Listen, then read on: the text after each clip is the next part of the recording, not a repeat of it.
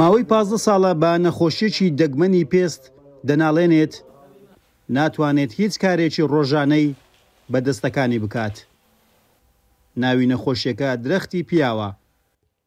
بالوکە لەسەر دەست و هەندێک جار قات سەوز دەبن. دوای ئەوەی تەواو گەشە دەکەن وەک پەلک و توێکڵی داری لێدێت. ئەز نکارم خوا بگوهارم بۆ خوا بشوم. ئەز نکارم دەستێم خوا بشوم. و نەدیکارم خواردنێ بخۆم. bi dirjahîya rojê ez tura dibim ji ber êş û azarê. Bihayê çareseriyên min gelekî giran e. Tu dibînî min nem û çi heye ne jî xizmetkar.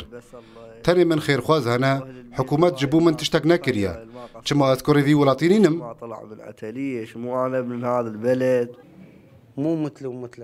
ئەو نەوەکە من و تەیە کو بکارە دەستێ خۆ درێژکە خواردنێ ئەو دخوازە هەست بە تاما خواردنێ بکە ji بۆ چوونا توالێتێ ژی ئەم دبن و پاقش دکن ئەو بخۆ نکارە تەڕەوشاوی دیت.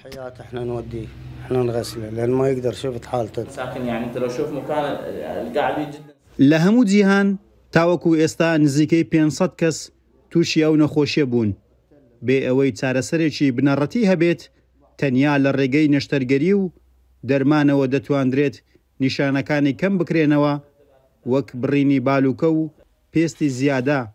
ئەویش نەخۆشیەکە بنبڕ ناکات و دووبارە سەر هەڵدەداتەوە.